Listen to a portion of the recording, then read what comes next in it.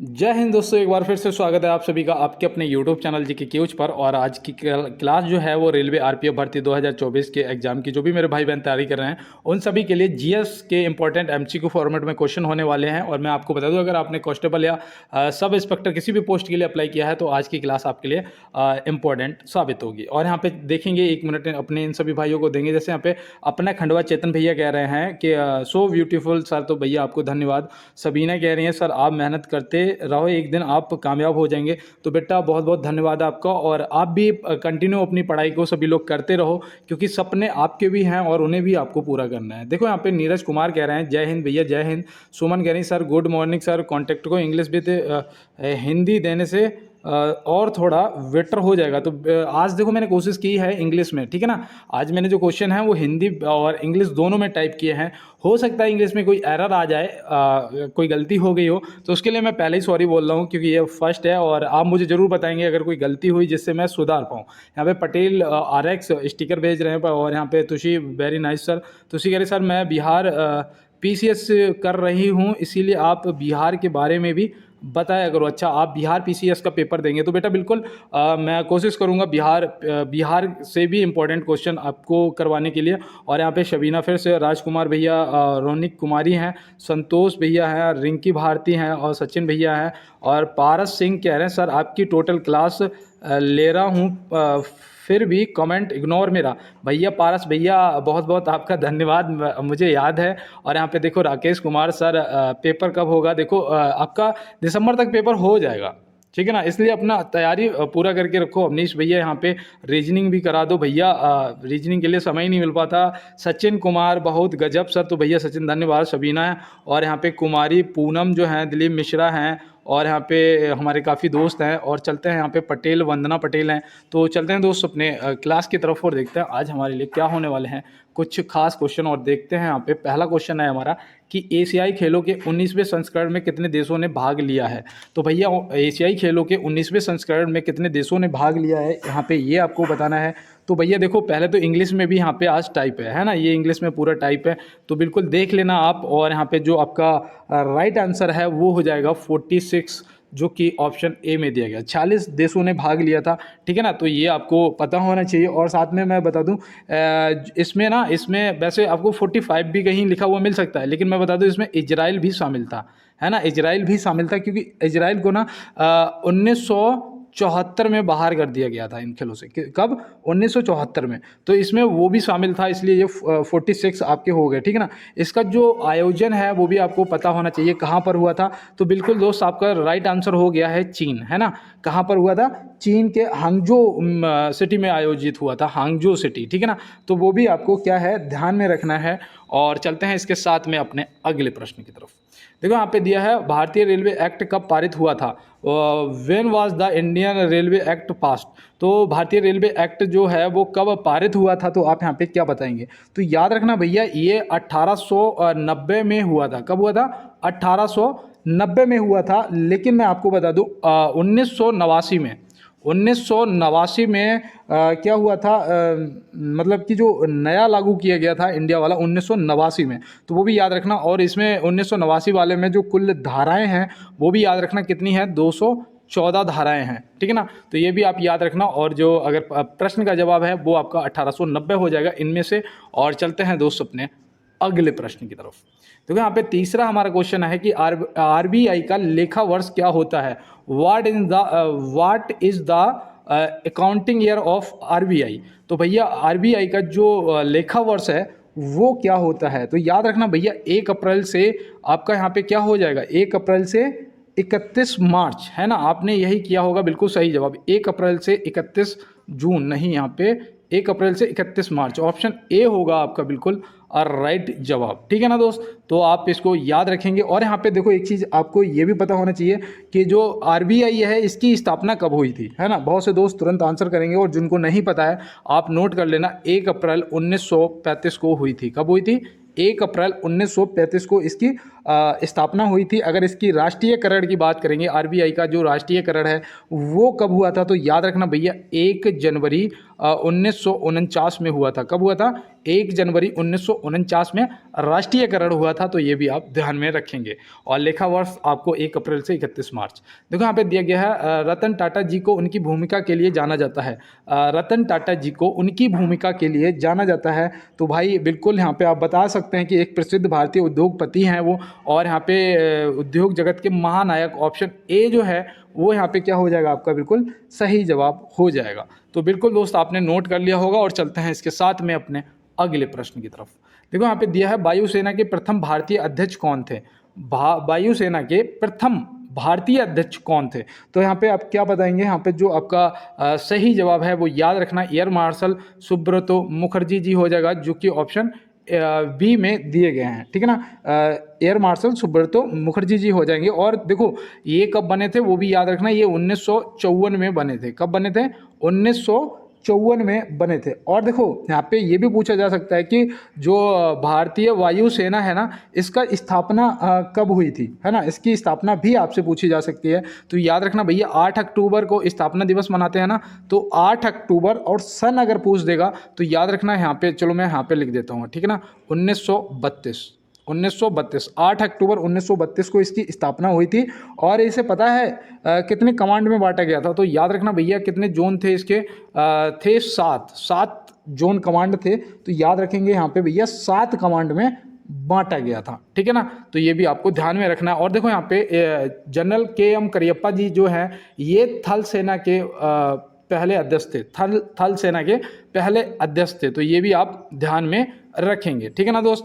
तो चलते हैं अब अपने अगले प्रश्न की तरफ और देखते हैं हमारा अगला क्या है। देखो यहाँ पे दिया है निम्न में से भारत में सर्वप्रथम डाक सेवा आरंभ हुई थी। निम्न में से, इनमें से बताना है, निम्न में से भारत में सर्वप्रथम डाक सेवा कब आरंभ हुई थी? तो बिल्कुल भैया यहाँ पे हमारा जो राइट आंसर है वो हम करेंगे 1837 में।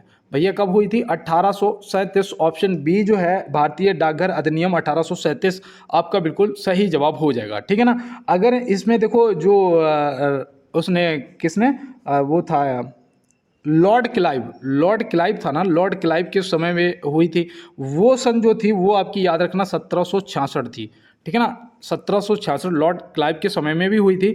लेकिन भारत में सर्वप्रथम डाक सेवा जो है वो आपका भारतीय डाकघर अधिनियम जो है 1837 के तहत हुई थी, ठीक है ना। तो ये आप ध्यान रखेंगे। 1880 में क्या हुआ था? तो 1880 भी याद रखना, इसमें वो होता है ना मनी ऑर्डर। भाई जो आपका मनी ऑर्डर होता है ना, तो मनी ऑर्डर प्रारंभ हुआ था 1880 में। तो ये भी आप याद रखेंगे। और प्रथम जो वायु सेवा थी ना, डाक सेवा जो वायुयान द्वारा हुई थी वो 1911 में स्टार्ट हुई थी।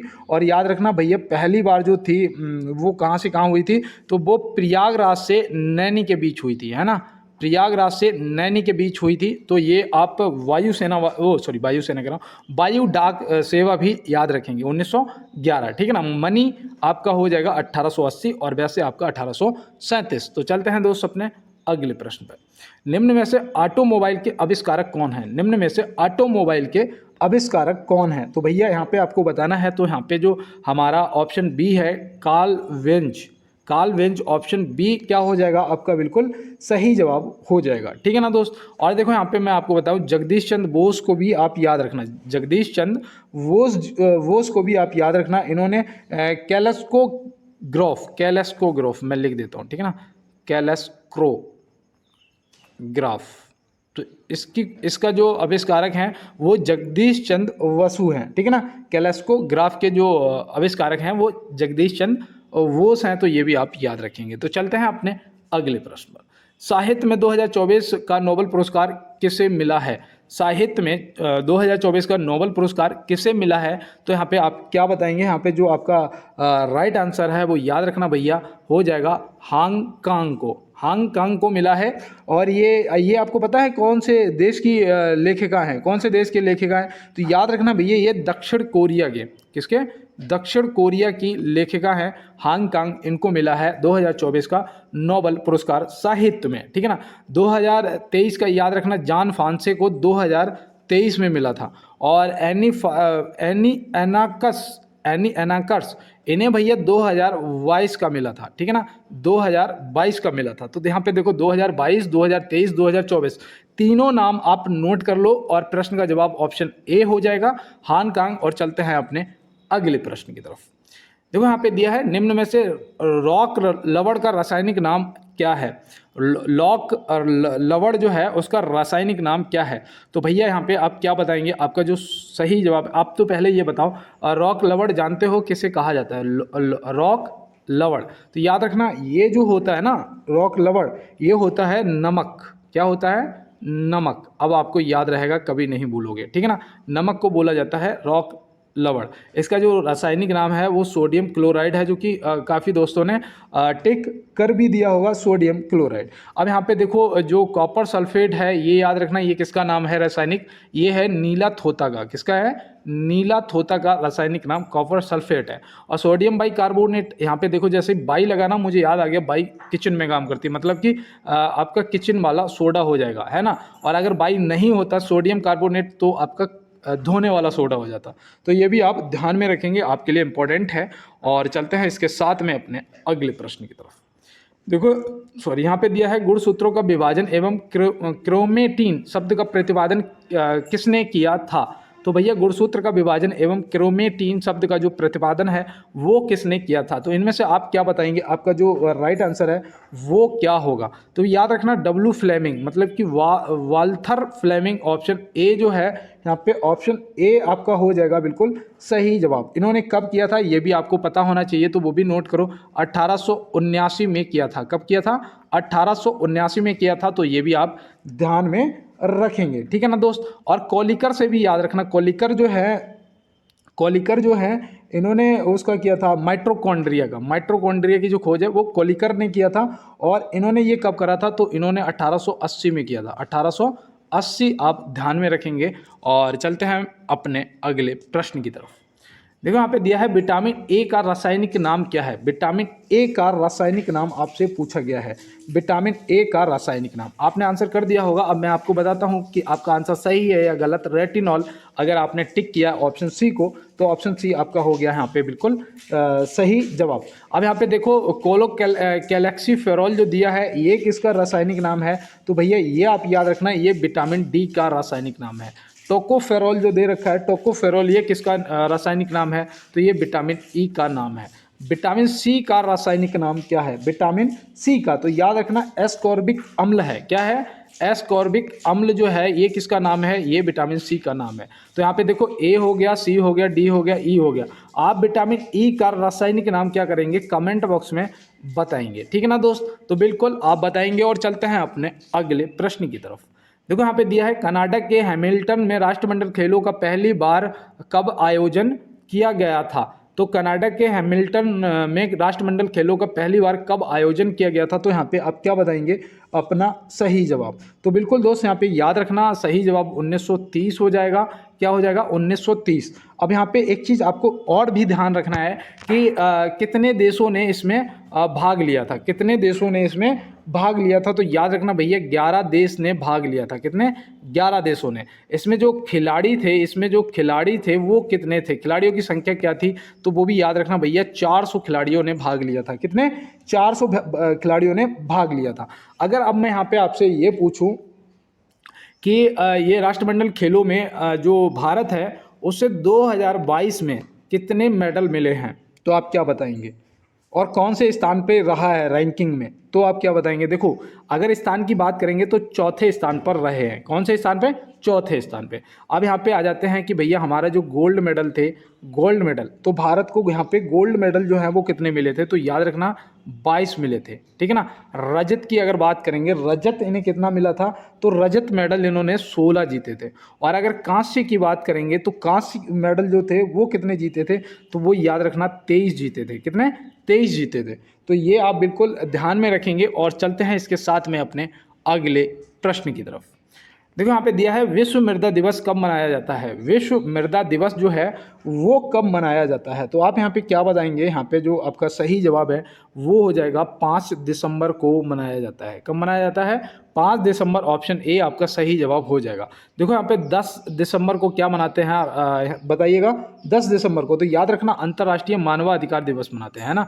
मानवाधिकार दिवस, ये मैंने आपको कई बार बताया है कि जो मानवाधिकार दिवस है वो 10 दिसंबर को मनाते हैं, ठीक है ना। 16 अक्टूबर को क्या मनाते हैं, तो याद रखना भैया विश्व खाद्य दिवस मनाते हैं। क्या मनाते हैं? विश्व खाद्य दिवस जो है वो 16 अक्टूबर को मनाते हैं, तो ये भी आप ध्यान में रखेंगे। तो चलते हैं इसके साथ में अपने अगले प्रश्न पर और देखते हैं हमारा अगला प्रश्न क्या है। देखो यहाँ पे दिया है हाल ही में दिए गए आईआईएफए अवार्ड 2024 में किसे सर्वश्रेष्ठ अभिनेत्री का पुरस्कार मिला है, और शायद पुरुषों में कलाकार में उन्हें मिला है, शायद रणबीर कपूर को मिला है ना। तो यहाँ पे आपसे अभिनेत्री में पूछा गया है, तो अभिनेत्री में आप बताइए किसे मिला है। तो याद रखना भैया रानी मुखर्जी जी को मिला है। किसे मिला है? रानी मुखर्जी। ऑप्शन सी जो है वो यहाँ पे आपका बिल्कुल सही जवाब हो जाएगा, ठीक है ना दोस्त। और देखो इंग्लिश में आप चेक कर लेना, अगर कोई दिक्कत हो तो मुझे ज़रूर बताना, और मुझे लगता है थोड़ा बहुत हो सकता है एरर। और यहाँ पे देखो दिया है कि मानव शरीर में सबसे बड़ी लार ग्रंथि कौन सी है। मानव शरीर में सबसे बड़ी लार ग्रंथि जो है वो कौन सी है, तो आप यहाँ पे क्या बताएंगे। याद रखना भैया इतना नहीं सोचना है। पैरोटिड ग्रंथि है ना, पैरोटिड ग्रंथि जो है ये सबसे बड़ी ग्रंथि है, ठीक है ना। तो इसको आप याद रखेंगे। अगर आपने टाइलिन को किया था टिक, तो टाइलिन याद रखना, टाइलिन का पता क्या काम होता है, ये स्टार्च को माल्टोज में परिवर्तित करती है। क्या करती है? स्टार्च को माल्टोज में परिवर्तित करती है। और जो पेप्सिन होती है ये भी आप ध्यान रखेंगे, ठीक है ना। ये भी एक लार से संबंधित होती है। और चलते हैं दोस्त अपने अगले प्रश्न की तरफ। देखो यहाँ पे दिया है निम्न में से राष्ट्रीय फिल्म पुरस्कार से सम्मानित पहली हिंदी फिल्म कौन सी थी। भैया यहाँ पे आपको देखो पहली हिंदी फिल्म पूछी गई। अगर आप राष्ट्रीय फिल्म पुरस्कार से सम्मानित पहली फिल्म अगर ढूंढेंगे गूगल पे तो आपको श्यामची आई बताएगा, ठीक है ना। ये शायद एक मराठी फिल्म थी, लेकिन यहाँ पे हिंदी फिल्म की बात करी है तो वो थी मिर्जा गालिब। कौन सी थी? मिर्जा गालिब। तो ये आप याद रखेंगे। ये कब इसे ये सम्मान मिला था, कब ये लॉन्च हुई थी, तो वो भी आप ध्यान रखना। ये रिलीज हुई थी 1954 में, है ना। मिर्जा गालिब एक कब वो थे, क्या कहते हैं, अरे मुझे याद नहीं आ रहा, कभी, या फिर आप बोल सकते कब्बाली गायक या कभी, ठीक है ना। ऐसे आप याद रखना। अब यहाँ पे देखो यहाँ पे एक चीज़ और याद रखना, जो मिर्जा गालिब थे ना, इनसे पता प्रश्न क्यों पूछे जा सकते हैं, क्योंकि ये एक अकेले ऐसे थे जिन्होंने 1857 की क्रांति को, ऐसे अकेले वो थे कभी जिन्होंने 1857 की क्रांति को अपनी आंखों से देखा था, ठीक है ना। तो ये भी आप ध्यान में रखेंगे, हो सकता है कि आपसे पूछ लिया जाए पेपर के अंदर, ठीक है ना। तो मिर्जा गालिब आप ध्यान रखेंगे। अब यहाँ पे एक चीज़ और आती है कि सबसे पहली जो फिल्म थी मूक फिल्म जो बिना बोलने वाली, वो राजा हरिश्चंद्र थी। कब आई थी भैया? 1913 में आई थी। इसको मैंने ऐसे याद करा था। फिर जो पहली बोलने वाली आई थी वो आई थी आलम आरा। कौन सी आई थी? आलम आरा, है ना। इसे कैसे मैंने आपको ट्रिक से याद कराया था कि ये पीछे वाला घुमा देना, 13 को 31 कर देना। तो भैया बिल्कुल 1931 में आई थी, है ना। तो ये आलम आरा को भी याद रखेंगे। 1954 में जो मिर्जा गालिब आई थी उसे तो भैया राष्ट्रीय फिल्म पुरस्कार से सम्मानित किया गया था। तो बिल्कुल आप ध्यान रखेंगे। और चलते हैं अपने अगले प्रश्न पर। तो यहाँ दिया है जीएसटी के ब्रांड एम्बेसडर कौन है। GST, goods and service tax, है ना। तो मैं जीएसटी के बारे में आपको बहुत कुछ बताया है कि कौन से देश में सबसे पहले कब लॉन्च किया गया था। ये सब पहले की क्लासों में मैं आपको बता चुका, लेकिन आज कुछ जीएसटी के बारे में अलग आपको बताऊंगा। पहले तो याद रखना इनके ब्रांड एम्बेसडर अमिताभ बच्चन जी हैं, है ना। अमिताभ बच्चन जी हैं जिनको रेडियो से बाहर कर दिया गया था क्योंकि उनकी आवाज़ की वजह से, है ना। तो और उसके बाद इनकी लगभग 15-16 फिल्में जो आई थी सब फ्लॉप गई थी। उसके बाद भी इन्होंने मतलब अपना गोल नहीं छोड़ा, अपना संघर्ष नहीं छोड़ा। और आज आप समझ रहे हो ना, जीएसटी के ब्रांड एम्बेसडर अमिताभ बच्चन जी हैं, है ना। ये महानायक के नाम से भी जाने जाते हैं। और देखो यहाँ पे जीएसटी से संबंधित मैं आपको और बताता हूँ। जो जीएसटी संख्या होती है ना, जो जीएसटी संख्या होती है ना, वो कितने अंकों की होती है, ये भी पूछ लिया जाता है। तो याद रखना भैया 15 अंकों की होती है। कितने? 15 अंकों की होती है, ठीक है ना। ये भी आप याद रखेंगे। एक होता है आपका SGST, तो ये कहाँ लगाया जाता है? तो याद रखना भैया एस से स्टेट मतलब राज्य जीएसटी है ना। ये आपकी राज्य जीएसटी होगी। एक होती है आपकी CGST। कौन सी होती है? CGST, ये आपकी यहाँ पे सी से मतलब सेंट्रल है ना, केंद्र जीएसटी होती है। और एक आपकी संपूर्ण जीएसटी होती है, वो जैसे पूर्ण रूप होता है ना जीएसटी का, वो होता है आईजीएसटी। और जब नंबर आप देखोगे ना किसी का जीएसटी, तो उसके आगे ये आपको आईजीएसटी लिखा हुआ ही मिलेगा और 15 अंकों की संख्या मिलेगी। ठीक है ना, तो इस तरीके से आप ध्यान में रखेंगे। तो चलते हैं दोस्त अपने अगले प्रश्न की तरफ। और देखो 17 क्वेश्चन हो चुके हैं, 18वें पे सिर्फ 1 मिनट के लिए रुकूंगा। और मैं रोज इसीलिए कहता हूँ कि हो सकता है किसी दिन मेरी जबान पे जैसे कि आज और अभी माँ सरस्वती विराजमान हो, और मैं अगर कह रहा हूँ कि अगर आप मेरी आवाज़ को सुन रहे हैं अभी और आपके कानों में मेरी आवाज़ जा रही है, तो इस बार 100% आपको सिलेक्शन मिलेगा, आपका मिशन वर्दी जरूर पूरा होगा। और आप भी अपने भाई को सपोर्ट करने के लिए, जितने भी मेरे नए दोस्त जुड़े हैं, आप एक बार लाइक वाला बटन जरूर दबाएंगे और साथ में चैनल को सब्सक्राइब भी कर लेना। बहुत अच्छा आप लोगों का सपोर्ट है, मैं बहुत खुश हूँ। और आप हो सके तो बेल आइकन को भी दबा देना। और थोड़ी अगर मेरी हेल्प करना चाहते हो तो क्लास को शेयर जरूर कर देना अपने दोस्तों के साथ में। जैसा कि आपने कहा कि भैया इंग्लिश में टाइपिंग करो, मैंने इंग्लिश में भी टाइप करना स्टार्ट कर दिया, जबकि मुझे इंग्लिश सही से नहीं आती है ना, जो सच्चाई है वो है, लेकिन फिर भी मैंने कोशिश की है। और यहाँ पे देखो दिया है, निम्न में से ऑपरेशन अमानत संबंधित है। ऑपरेशन अमानत जो है वो किससे संबंधित है? तो अमानत समझ रहे हो ना, कहते हैं ना ये मेरी अमानत है। तो मेरी अमानत मतलब मेरा सामान, मेरी चीज़ें, है ना, मेरा जो बैग है, पर्स है, चश्मा है, या कोई ऐसी आईडी प्रूफ हैं, तो ये मेरे क्या होते हैं, भारतीय रेल में छूट जाते हैं। और फिर भारतीय रेल ऑपरेशन अमानत के तहत इन्हें ढूंढ के जिसका सामान होता है वहाँ तक पहुँचाती है ना, उन तक पहुँचाती है। तो ये है ऑपरेशन अमानत। किससे संबंधित है? भारतीय रेल से संबंधित है। मैंने ऑपरेशन आहट भी आपको बताया था, ऑपरेशन आहट बताया था ना उस दिन, वो किससे संबंधित था? वो आरपीएफ से था, रेलवे सुरक्षा बल से संबंधित था। और उसमें क्या होता है, ऑपरेशन आहट याद रखना, इसमें जो आरपीएफ है ना वो मानव तस्करी को रोकती है ना, मानव तस्करी जो होती है उसे रोकने का काम करती है ऑपरेशन आहट में। और अमानत, तो अमानत आप समझ गए होंगे, भारतीय रेल, अब कभी इसे नहीं भूलोगे। और चलते हैं दोस्त अपने अगले प्रश्न पे। देखो यहाँ दिया है, टाटा ट्रस्ट के नए अध्यक्ष के रूप में किसे नियुक्त किया गया है? टाटा ट्रस्ट के नए अध्यक्ष के रूप में किसे नियुक्त किया गया है? तो आप देखो करंट अफेयर के क्वेश्चन है, और मैं आपको करंट अफेयर के काफ़ी क्वेश्चन अभी तक करवा भी चुका हूँ, है ना।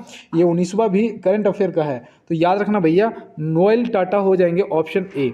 नोएल टाटा ये रतन टाटा जी के फैमिली से हैं, ठीक है ना, तो ये आप ध्यान रखेंगे। नोएल टाटा जो हैं ये नए अध्यक्ष के रूप में नियुक्त किए गए हैं। तो चलते हैं दोस्त अपने अगले प्रश्न पे। पंडित भजन सोपारी खालिस्तान वादक थे।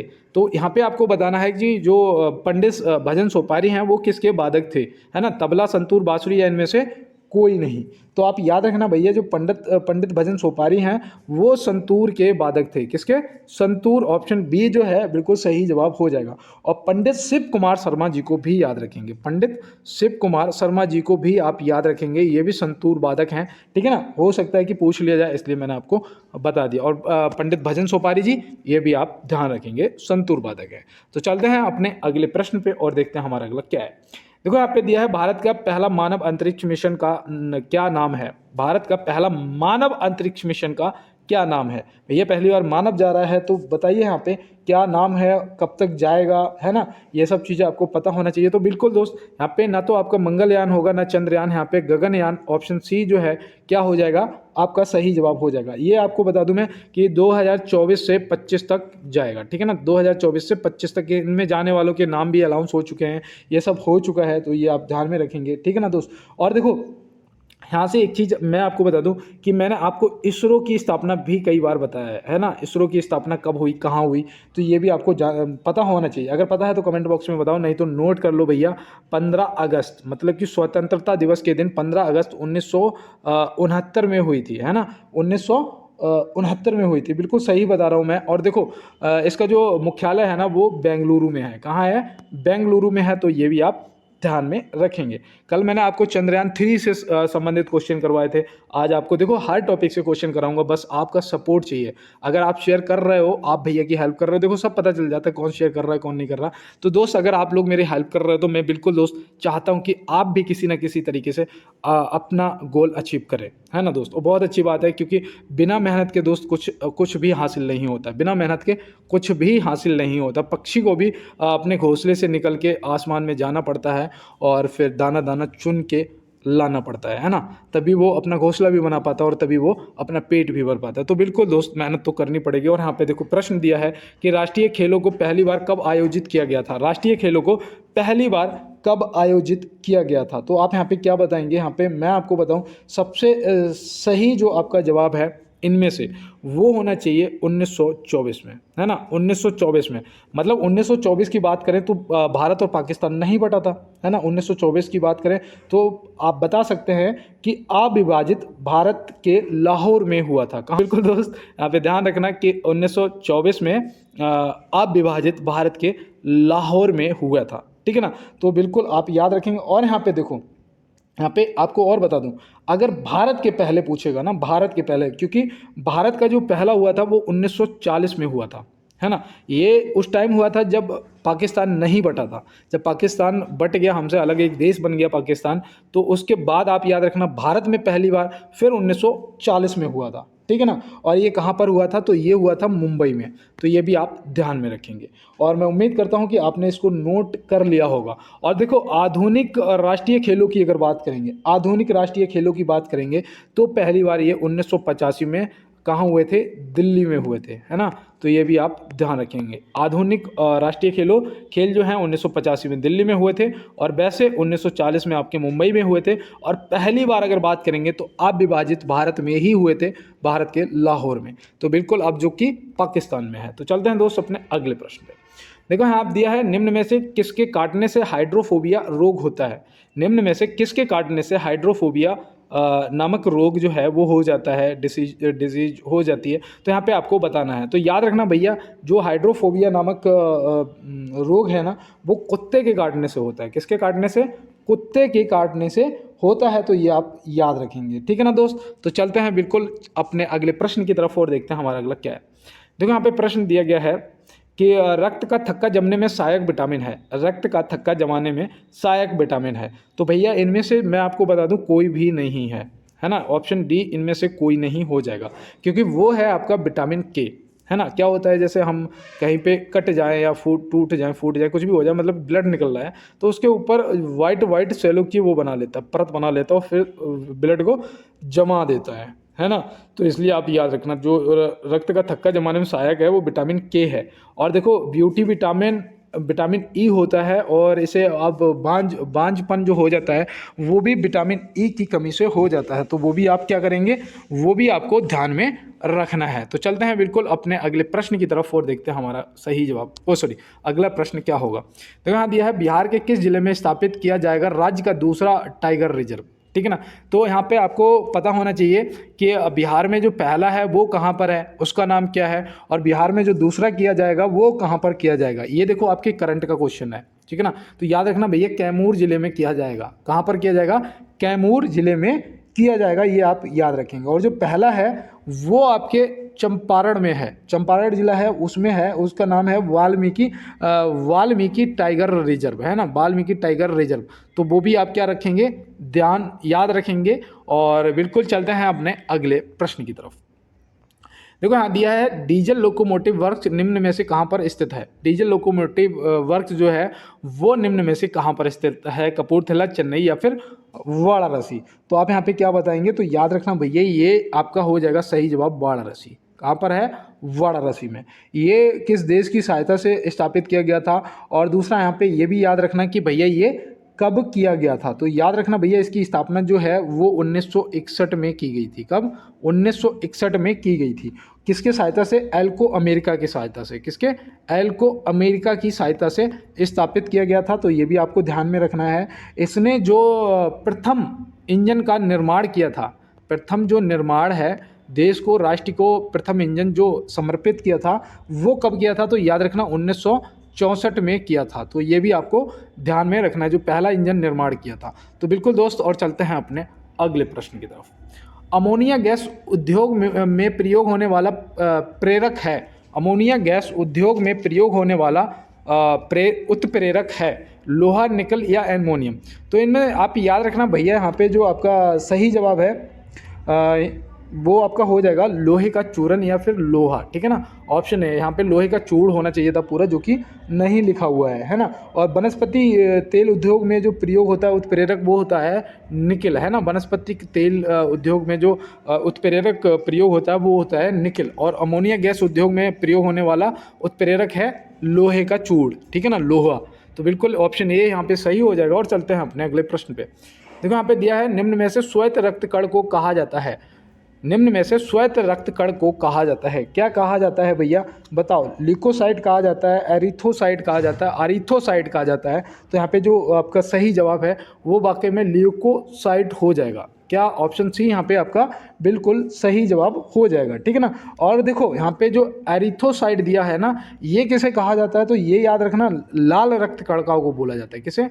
लाल रक्त कणिकाएं जो होती हैं उन्हें बोला जाता है, ठीक है ना, एरिथ्रोसाइट। तो ये भी आप ध्यान में रखेंगे। और श्वेत रक्त कणिका को ल्यूकोसाइट बोलते हैं। तो बिल्कुल दोस्त चलते हैं अपने अगले प्रश्न की तरफ।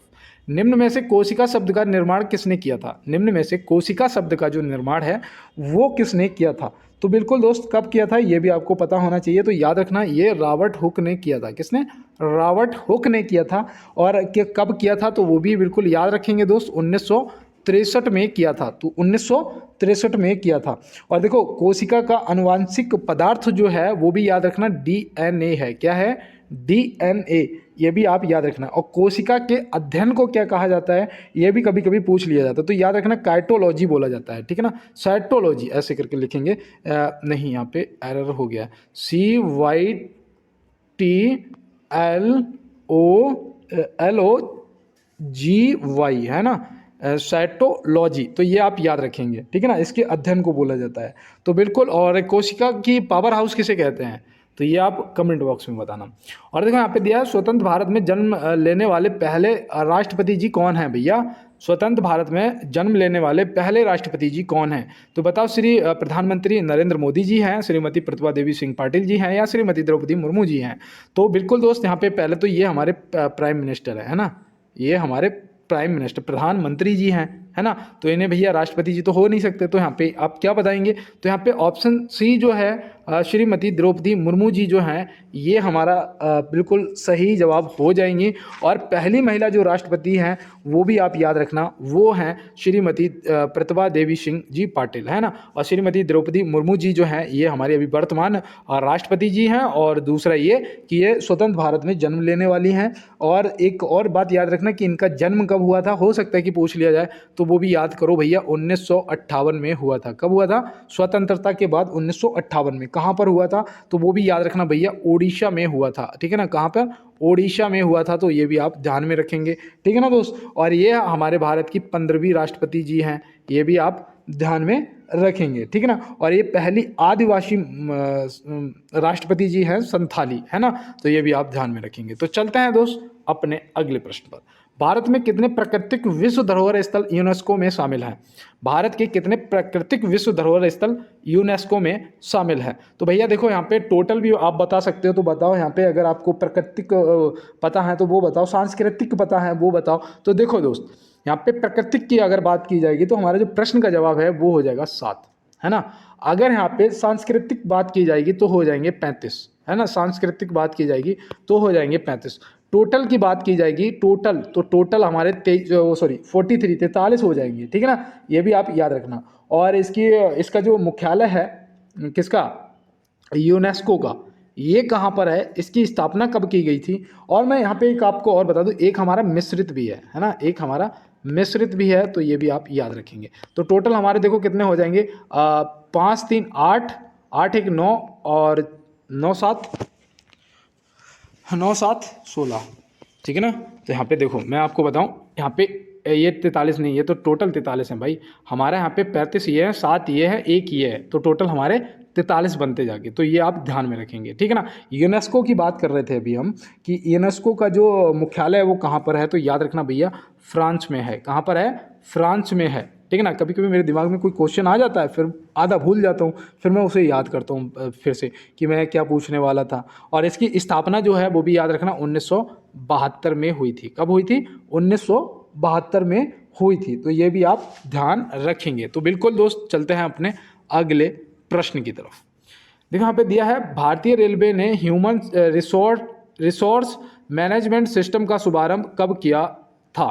तो भैया भारतीय रेलवे ने ह्यूमन रिसोर्स मैनेजमेंट सिस्टम का जो शुभारंभ है वो कब किया था। तो आप यहाँ पे क्या बताएंगे, याद रखना 26 नवंबर 2020 को, 26 नवंबर 2020 को किया था। इसमें पता क्या है, इसमें पूरा जो सिस्टम है ना रेलवे का वो पूर्ण तरीका से डिजिटल कर दिया गया है ना। अगर आपको छुट्टी चाहिए तो आप ऑनलाइन लेंगे छुट्टी और आपको छुट्टी मिलेगी भी ऑनलाइन। आप ड्यूटी जाएंगे तो ड्यूटी भी आपकी ऑनलाइन होगी, ठीक है ना। ऑनलाइन मतलब प्रेजेंट लगाएंगे, ऑन होंगे, ड्यूटी ऑन होगी तो प्रेजेंट, और जब ड्यूटी ऑफ होगी तो आप ऑनलाइन ही करेंगे, ठीक है ना। तो ये सब सिस्टम कर दिया गया है, तो याद रखेंगे आप सब ऑनलाइन 2020, ठीक है ना। तो चलते हैं अपने अगले प्रश्न पर। हाल ही में किस टेनिस स्टार ने प्रोफेशनल टेनिस से संन्यास की घोषणा की है। देखो भैया ये भी आपकी करंट से संबंधित क्वेश्चन है ना। हाल ही में किस टेनिस स्टार ने प्रोफेशनल टेनिस से संन्यास की घोषणा की है। तो आप नाम सुनेंगे और एकदम से कहेंगे हाँ भैया आप सही कह रहे हैं, राफेल नडाल, है ना। ऑप्शन ए आपका क्या हो जाएंगे, बिल्कुल दोस्त सही जवाब हो जाएंगे। और मैं उम्मीद करता हूं कि आपने क्वेश्चन को कर लिया होगा। और चलते हैं अपने अगले प्रश्न की तरफ। देखो यहाँ पे दिया गया है किस अनुच्छेद में विधि के समक्ष समानता का अधिकार दिया गया है। किसके, विधि के समक्ष समानता का अधिकार। तो भैया ये क्वेश्चन तो हम लोग कई बार कर चुके हैं कि विधि के समक्ष समानता का अधिकार जो है वो आर्टिकल 14 अनुच्छेद 14 में दिया गया है। कौन से, अनुच्छेद 14 में दिया गया है। अनुच्छेद 17 में क्या दिया गया है, अस्पष्टता उन्मूलन, है ना, अस्पष्टता उन्मूलन दिया गया है। अनुच्छेद 40 में क्या दिया गया है, तो अनुच्छेद 40 भी आप याद रखेंगे, इसमें ग्राम पंचायतों का संगठन दिया गया है ना। ग्राम पंचायतों का जो संगठन है वो किस में दिया गया है, अनुच्छेद 40 में दिया गया है। अगर मैं आपसे पूछूं कि मूल अधिकार कौन से आर्टिकल में है, तो मूल अधिकार के लिए आप क्या बताएंगे मुझे, बताओ। चलो अगर मैं आपसे मूल अधिकार पूछता हूं तो आप मुझे क्या बताएंगे, आपका आंसर क्या होगा। तो बिल्कुल तुरंत बता देंगे भैया 12 से 35 तक है। अगर मैं भाग की बात करें तो भाग आप कमेंट बॉक्स में बताएंगे। तो चलते हैं दोस्त अपने अगले प्रश्न पे। तो यहाँ पे दिया है राष्ट्रपति जी को क्षमादान की शक्ति किस अनुच्छेद में दी गई है। कहने का मतलब है किसी को अगर कोर्ट से मान लो कि फांसी की सज़ा हो जाती है ना, और उसे लग रहा है कि वो गलत फंस रहा है, या वो क्षमादान के लिए वो अपना क्षमादान मांगना चाहता है राष्ट्रपति जी से, तो याद रखना कि राष्ट्रपति जी को क्षमादान की जो शक्ति है ना वो कौन से अनुच्छेद में है, तो वो है अनुच्छेद 72। कौन सा है, अनुच्छेद 72 है, ठीक है ना। ये आप याद रखेंगे। अनुच्छेद 79 जो है इसमें आप क्या याद रखेंगे, इसमें याद रखना कि इसमें संसद का गठन दिया गया है ना, संसद का गठन दिया गया है। तो आज मेरे पास पेन नहीं है, फिर से मेरा वो पेन ही बेकार है, मैं जुगाड़ से पेन बनाता हूँ उसे।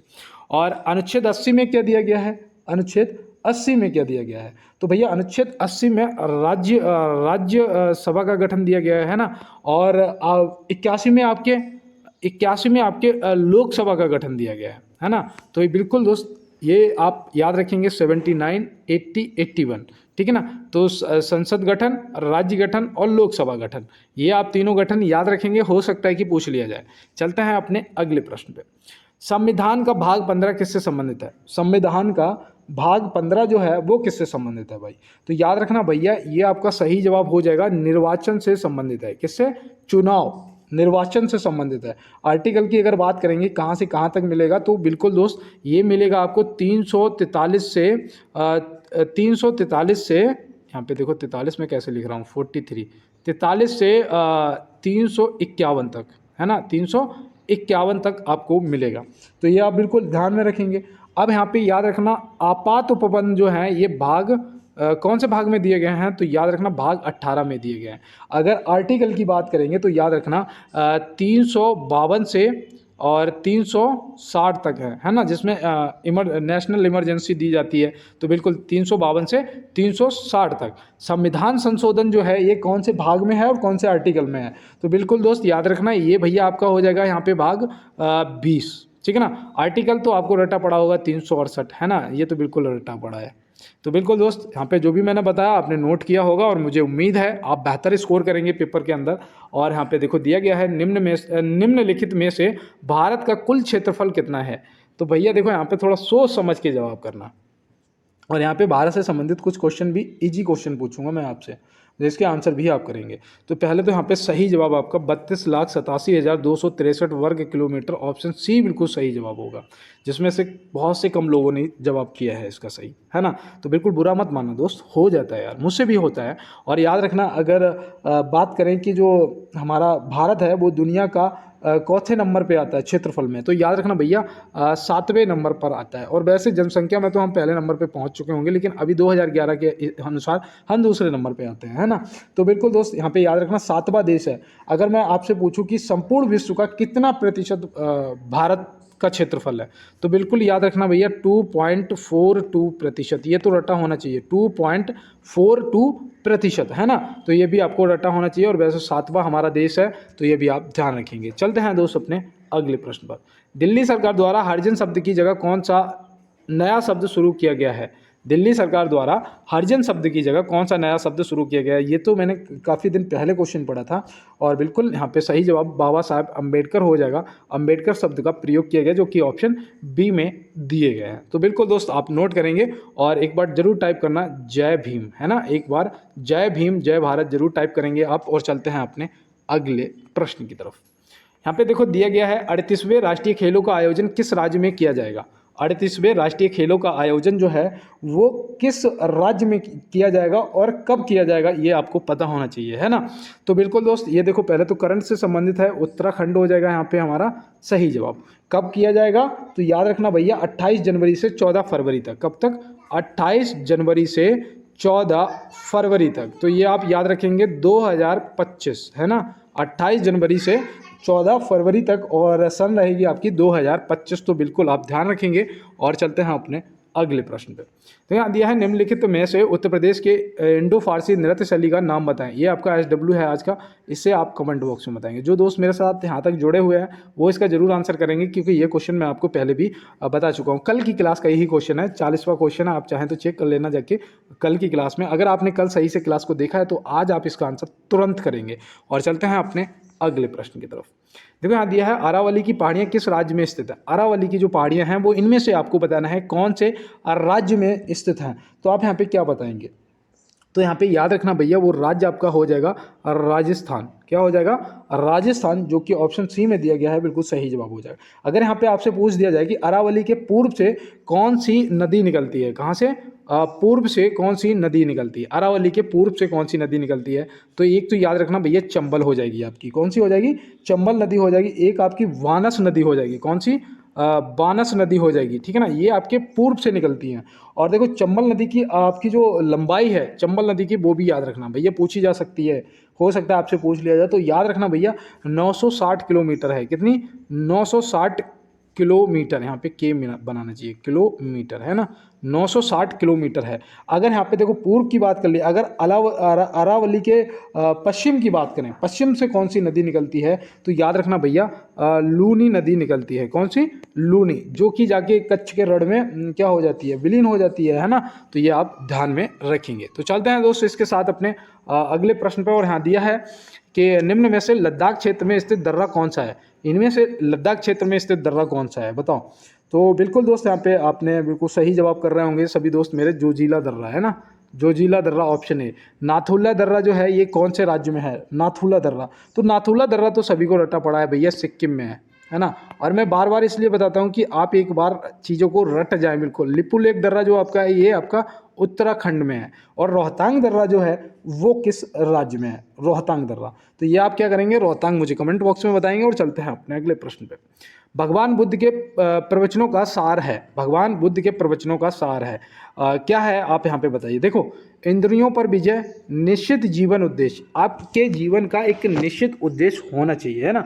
जिसके जीवन का कोई उद्देश्य नहीं होगा वो क्या करेगा? बेकार है ना। अहिंसा भी उनके जीवन का बुद्ध प्रवचनों का सार है। तो यहाँ पे ऑप्शन ये सभी, मतलब ऑप्शन डी यहाँ पे हम क्या बता सकते हैं? ऑप्शन डी हम यहाँ पे बता सकते हैं कि बिल्कुल सही जवाब है। और हम कह सकते हैं कि इच्छाओं का परित्याग भी उनके प्रवचनों का एक सार है। तो बिल्कुल दोस्त, और चलते हैं अपने अगले प्रश्न की तरफ।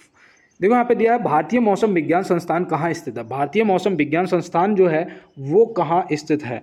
तो आप यहाँ पे क्या बताएंगे? तो याद रखना भैया ये आपके सही जवाब नई दिल्ली हो जाएगा। और मैं आपको बताऊँ, आप लोगों का इतना अच्छा सपोर्ट है ना, कल की क्लास को आपने जिस हिसाब से लाइक किया है, जिस हिसाब से कल की क्लास को आपने सब्सक्राइब किया है चैनल को, ठीक है ना, कल की क्लास से, और जिस हिसाब से कल मेरे दोस्तों ने क्लास को शेयर किया है, उस हिसाब से आज आपके कहने पे मैंने इंग्लिश में कन्वर्ट करके आपको क्वेश्चन दिए हैं, ठीक है ना। ये आप बोलोगे तो मैं आंसर भी कन्वर्ट कर दूंगा इंग्लिश में, ठीक है ना, कोई दिक्कत नहीं है मुझे। अगर सही है कन्वर्ट जो मैंने किया है वो सही है तो मैं ये आंसर भी कन्वर्ट कर दूंगा। और मैं आपको बताऊं, अगर आप लोगों ने मेरा और सपोर्ट किया ना तो मैं आने वाले 8 दिन के अंदर, ठीक है ना, आने वाले 8 दिन के अंदर आप लोगों का सपोर्ट तय करेगा कि आपको 2 क्लास चाहिए या 3 क्लास चाहिए या कौन कौन से सब्जेक्ट की क्लास चाहिए, ठीक है ना। और सबकी पीडीएफ आपको टेलीग्राम पे मिलेगी, टेलीग्राम को ज्वाइन कर लो। नहीं करा है तो कमेंट बॉक्स में चेक कर लो, किसी ने मुझसे बोला हो टेलीग्राम की लिंक के लिए तो मैंने रिप्लाई में लिंक शेयर भी किया होगा। और दूसरा मैं आपको बता दूं, अगर आप नहीं ढूंढ पा रहे हैं तो कमेंट बॉक्स में बोल देना, मैं आपको लिंक दे दूंगा, ठीक है ना। और यहाँ पे सही जवाब आपका ऑप्शन ए जो है वो आपका बिल्कुल राइट जवाब हो जाएगा। और देखो पुणे में याद रखना, पुणे में वो है मौसम, भारतीय मौसम वेधशाला कहाँ पर है, वेधशाला जो है वो आपके पुणे में स्थित है। और कटक में वो है, वो क्या था चावल का, देखो मुझे याद नहीं, केंद्रीय चावल अनुसंधान है ना, केंद्रीय चावल अनुसंधान जो है वो कहाँ पर है, तो वो कटक में है ना, चावल अनुसंधान। तो ये आप ध्यान में रखेंगे। चलते हैं दोस्त अपने अगले प्रश्न पे। देखो यहाँ दिया है फ्यूज का प्रतिरोध तथा गलनांक होना चाहिए निम्न, उच्च, समान या इनमें से कोई नहीं। तो भैया फ्यूज का जो प्रतिरोध तथा गलनांक है वो कैसा होना चाहिए। अगर देखो ज़्यादा होगा तो फ्यूज जलेगा ही नहीं, मतलब घर में जो चला रहे हैं फ्यूज के भरोसे वो सब जल जाएगा। तो याद रखना निम्न होना चाहिए, मतलब कि कम होना चाहिए, है ना, तभी भाई वो जलेगा एकदम से फ्यूज, जैसे लाइट ज़्यादा आएगी। तो बिल्कुल आप ध्यान रखेंगे। और चलते हैं अपने अगले प्रश्न पे।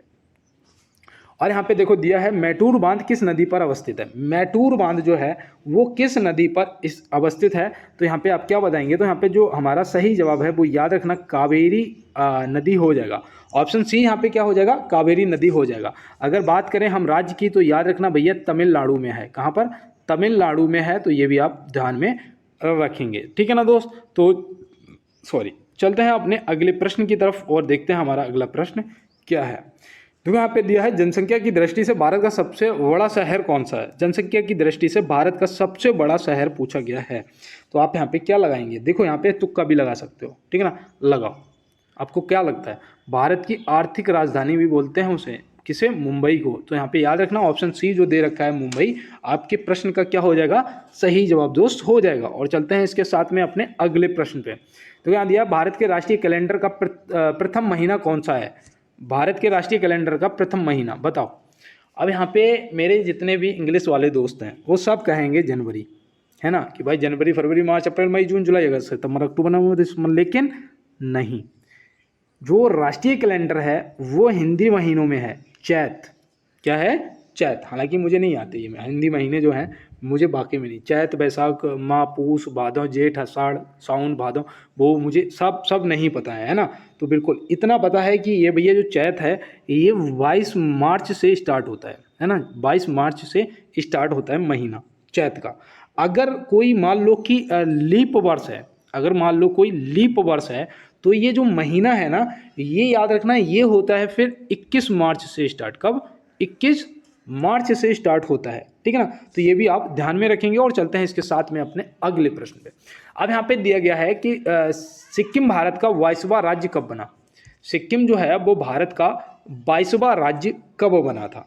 तो आप यहाँ पे क्या बताएंगे, 1975 में बना था। कब बना था, 1975 में बना था। अगर यहाँ पे बात करें कौन से संविधान संशोधन द्वारा जोड़ा गया था, तो याद रखना भैया 36वां संविधान संशोधन द्वारा ये बनाया गया था, ठीक है ना। 36वां संविधान संशोधन द्वारा सिक्किम भारत का 22वां राज्य बना था। तो बिल्कुल दोस्त, और चलते हैं अपने अगले प्रश्न पर। रामकृष्ण मिशन की स्थापना किसने की थी। रामकृष्ण मिशन की जो स्थापना है वो किसने की थी। ये क्वेश्चन आपके लिए इंपॉर्टेंट है और आप सही जवाब करना। देखो दोस्त, लास्ट क्वेश्चन है, गलत मत करना। और देखो पीडीएफ के लिए मैं बताऊंगा कि डायरेक्ट आप पीडीएफ कैसे ज्वाइन करेंगे, आप मेरे टेलीग्राम को कैसे ज्वाइन करेंगे, आप मेरे इंस्टाग्राम को कैसे ज्वाइन करेंगे। तो यहाँ पे प्रश्न का जवाब आपका दयानंद सॉरी यहाँ पे माफ़ी चाहते हैं, स्वामी विवेकानंद जी हो जाएगा। जल्दबाजी में यही तो होता है ना। तो पेपर के अंदर भी ये गलती नहीं करनी है, कहीं अगर गलतीबाजी में कोई गलत टिक कर दिया तो क्वेश्चन गलत हो जाएगा आपका, है ना, आंसर गलत हो जाएगा। तो बिल्कुल स्वामी विवेकानंद जी हो जाएगा। अब मैं आपको बताऊंगा, देखो आप फ़ोन को जब सीधा पकड़ रखा है हाथ में, तो यहाँ तो चल रही ऐसा डिस्प्ले आ रहा होगा, यहाँ पे तो आपकी क्लास चल रही होगी ये, है ना। यहाँ पे लिख के आ रहा होगा ऐसे, ये आइकन बन के आ रहा होगा यहाँ पे लिखा होगा 19 पॉइंट कुछ के सब्सक्राइबर, है ना ऐसे। तो इस पर क्लिक करना, वैसे ही आपका पूरा चैनल का पेज खुल जाएगा। यहाँ पे तो ये बना होगा ऐसे आइकन, यहाँ पे जी के जी एस क्यूज होगा, यहाँ लिखा होगा देशी फ्रॉम गाँव वाला, यहाँ पे टी करके एक लिंक लगा होगा और लिखा होगा वन मोर लिंक। इस पर क्लिक करेंगे इसी टी वाले पे, है ना, वन मोर लिंक वाले पे। वैसे ही एक टेलीग्राम का खुलेगा, एक इंस्टाग्राम का खुलेगा। आप मेरे टेलीग्राम ग्रुप को जरूर ज्वाइन करना, मेरा नहीं, ये ग्रुप आपका ही है, ठीक है ना। इसे शेयर भी करना अपने दोस्तों के साथ में कि दोस्त ज्वाइन कर लो, यहाँ पे आपको पीडीएफ मिल जाएंगी, ठीक है ना, काफ़ी। तो बिल्कुल आप ज्वाइन कर लेना, पीडीएफ बिल्कुल फ्री मिलेगी। और मेरे ये इंस्टाग्राम है, इसे चाहो तो फॉलो कर सकते हैं, ठीक है ना। तो कोई ज़बरदस्ती नहीं है, आपका दिल करे तो फॉलो कर लेना। और मिलते हैं दोस्त नेक्स्ट क्लास में, बस मेहनत करते रहो यार, और सबको सफलता मिलेगी, ये मैं अपनी सच्ची आत्मा से आपको दुआ देता हूँ कि आप सभी सफल हो जाएंगे, वर्दी मिलेगी। और मिलते हैं दोस्त नेक्स्ट क्लास में नेक्स्ट प्रश्नों के साथ में, तब तक के लिए मेरे सभी हीरो को मेरा जय हिंद।